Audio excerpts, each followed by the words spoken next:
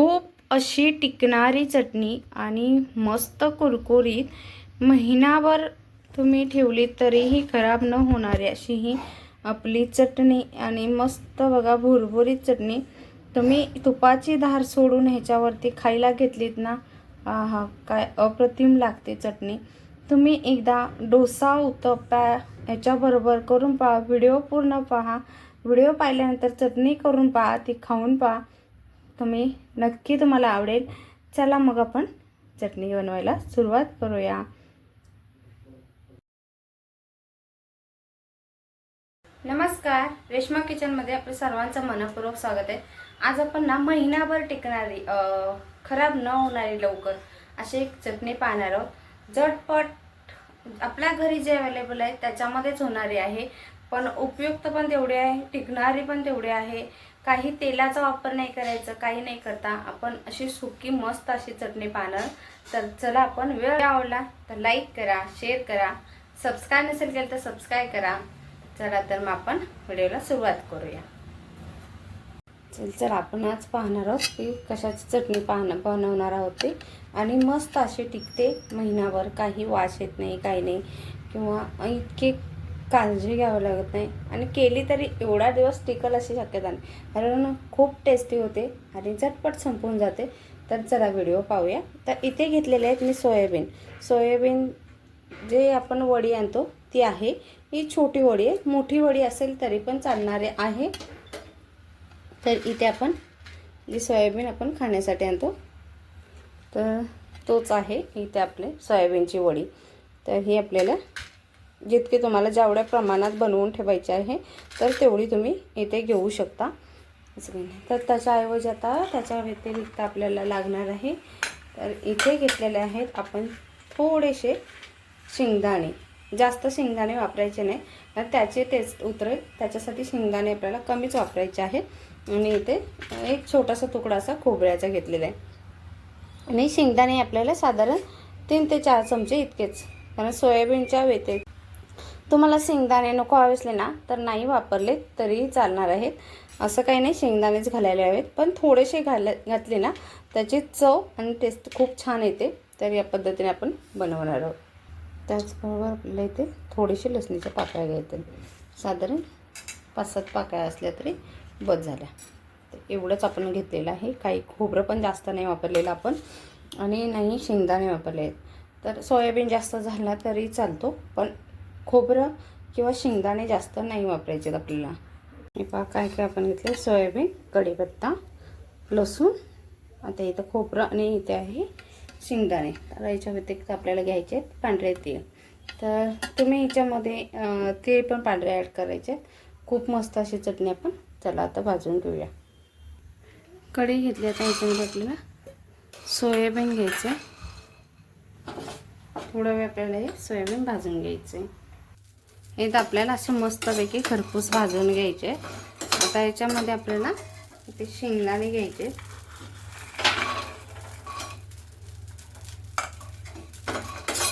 आता हे थोडा वेळ, आणि खोबऱ्याचे जे काप आपण घेतले ते मस्त। कढई गरम झालेली आपली, जे तीळ घेतलेत ना आपण ते नंतर वापरायचे, कारण तीळ आधी वापरले ना तर पूर्ण ते करपून जातील। तर त्याच्यासाठी आपल्याला खोबरं, सोयाबीन, शेंगदाणे हे आधी मस्त असे भाजून घ्यायचे। तशी चटणी तुम्ही करून पहा, आणि पण खमंग भाजून घ्यायचं आहे, एवढं लक्षात ठेवायचं। शेंगदाणे आणि खोबरं मेन म्हणजे छान भाजलं पाहिजे, तर तुमची चटणी आहे ना सोयाबीनची छान टिकते, कुठेही खरपूस वास उबट येतो ना आपल्याला, तसा वास येणार नाही चटणीला। तर या पद्धतीने असे भाजायचे आपल्याला। त्याच्यामध्ये आपल्याला 1 चमचाभर आपण पोहे खातो ना तेवढाच तेल वापरायचं, जास्त नाही तेल वापरायचं इथे।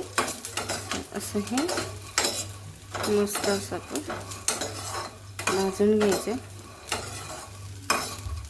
मस्त असे खमंग आपलं शेंगदाणे, खोबरं आणि हे सोयाबीन भाजलेले आहे। त्याच्यामध्ये कढीपत्त्याची पाने आणि तीळ आणि लसूण, तर हे आपल्याला भाजून घ्यायचे।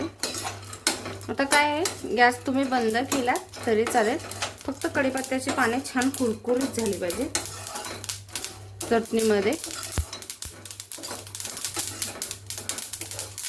आता आपण काढून घेऊया गॅस बंद करून.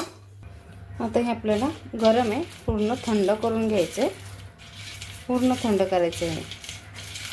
ते गरम गरम आहे, तर तेवढं गरम गरम आपल्याला घ्यायचं नाही, कारण खोबरं लगेच थंड होत नाही. तर छान असं आपलं कढीपत्ता बघा असं कुरकुरीत झाला पाहिजे. इथे पूर्ण असं थंड झालेलं आहे. हे पहा, आता हे आपल्याला मिक्सरचं भांडं सुकं घ्यायचं आहे, आपल्याला साठवणीसाठी करायचे आहे किंवा आपल्याला महिनाभर टिकली पाहिजे. ओलं भांडं वापरायचं नाही इथं. तर इथं मिक्सरमध्ये घालून घ्यायचं आपल्याला. बघा, तर थोडं थोडं मी बारीक करून आणणार आहे. हे पहा, आपण ना हे पहिलं एक वेळा असं जाडसर बारीक करून घेतलेलं आहे. प्लस मोडवरती आपल्याला हे बारीक करायचं आहे, म्हणजे चालू बंद या पद्धतीने आपल्याला हे फिरवून घ्यायचं आहे. कारण सोयाबीन आहे नंतर त्यासाठी एकदम फिरवायला जायचं नाही, शेंगदाणा आहे. तर आपल्याला चालू बंद केल्यानंतर मस्त अशी चटणी तयार होते. आता हे एवढ्या जाडसर का केलं आहे तर मी तुम्हाला पुढे सांगणार आहे. तर आता हे आपलं राहिलेलं आपण सगळंच घेतलेलं आहे, तर हे पण आपण बारीक करून एवढ्या टाईप आणूया. आपण दुसरं पण बाई तसं आणलंय फिरवून मिक्सरमध्ये. आता हे मिक्स करून घ्यायचं आहे. त्याच्यामध्ये काय आपल्याला घालायचं आहे, चटणी आपण बनवणार आहोत. हे पहिलं मिक्स करून घ्यायचं, कारण पहिल्या याच्यामध्ये खोबऱ्याचे तुकडे सगळे केले म्हणजे नंतर राहिले सोयाबीनने ते. तर हे छान असं मिक्स करून घ्यायचं. आता ह्याच्यामध्ये आपल्याला ना मीठ घालायचं आहे चवीनुसार. जास्त मीठ घालायचं नाही, सुकी चटणी आहे तर खारट होऊन जाते. तर या प्रमाणामध्ये आपल्याला इथे मीठ वापरायचं आहे. आणि त्याच्यामध्ये आता तुम्ही जर भाजताना तुमच्याकडं तुम्हाला जर लाल मिरची असेल अख्खी तर ती वापरू शकता. तर इथे मी तिखट वापरलं आहे. तिखट तुम्ही प्रमाणामध्ये तुमच्या प्रमाणामध्ये इथे वापरू शकता. तुम्हाला जेवढं तिखट खायचं आहे ना त्या प्रमाणामध्ये इथे तिखट वापरू शकता तुम्ही. तर हे असं मिक्स करून घ्यायचं. आता हे मिक्स करून घेतलं आपण. हे मिक्स करून घेतलं मी. तिखट मीठ चाखून पाहायची, तिखटचं प्रमाण तुम्हाला जितकं हवं तेवढं आणि मिठाचं प्रमाण तुम्ही इथे ॲड करू शकता. आता पुन्हा आपल्याला मिक्सरच्या भांड्यामध्ये घ्यायचे. मस्त अशी सुटसुटीत मिरची आपली चटणी होऊन जाते. आता मिक्सरच्या भांड्यात आपल्याला थोडं थोडं करून आहे ना 2 बॅचमध्ये आपण हे फिरवून घेणार आहोत पुन्हा. पहा, ही आपण वाटून आणलेली आणि ही आता पुन्हा दुसरी राहिलेली शिल्लक ती वाटणार आहोत. अशी मोकळी अशी हे बघा, ही वाटलेली बारीक किती आहे आणि ही जाडी आहे, त्यामुळे आपल्याला ही पुन्हा फिरवून आणायची आहे. फिरवून आणली, मस्त अशी आपली चटणी तयार आहे. महिना काय तुम्ही 2 महिने ठेवू शकता. इतकी मस्त अशी चटणी करून तर पहा. 2 महिने काय आपले 1 आठवडाभर सुद्धा राहणार नाही, इतकी सुंदर चटणी होते. फक्त तिखटाचं प्रमाण तुम्ही तुमच्या आवडीनुसार ॲड करू शकता. तर ही मस्त अशी आपली सुटसुटीत चटणी झालेली आहे. आणि गरम अशी चटणी भरून ठेवायची नाही किंवा पाणी असेल अशा भांड्याला अजिबात चटणी ठेवायची नाही.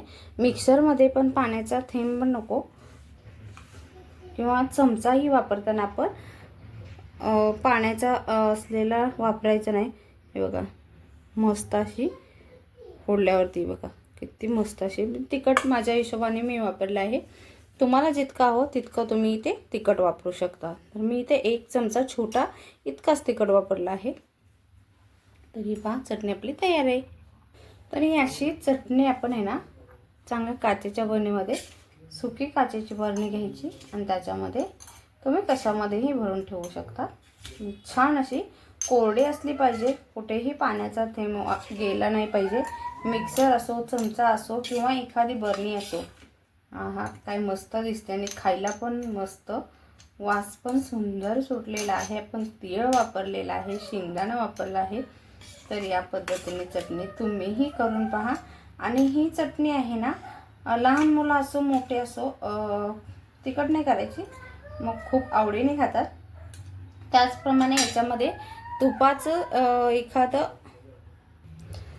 तर ही चटणी आपण डोश्याबरोबर उत्ताप्याबरोबरही खाऊ शकतो आणि खूप टेस्टी लागते. त्याच्यावरती ज्या वेळेला घेतो ना आपण, त्याच्यावरती तुपाची धार सोडायची चटणी घेतल्यानंतर, इतकी अप्रतिम चटणी लागते. तुम्ही एकदा करून पहा आणि कशी वाटली ती पण सांगा. व्हिडिओला लाईक करा, शेअर करा, सबस्क्राईब करा. तर पूर्ण व्हिडिओ पाहिल्याबद्दल खूप खूप खूप मनापासून धन्यवाद.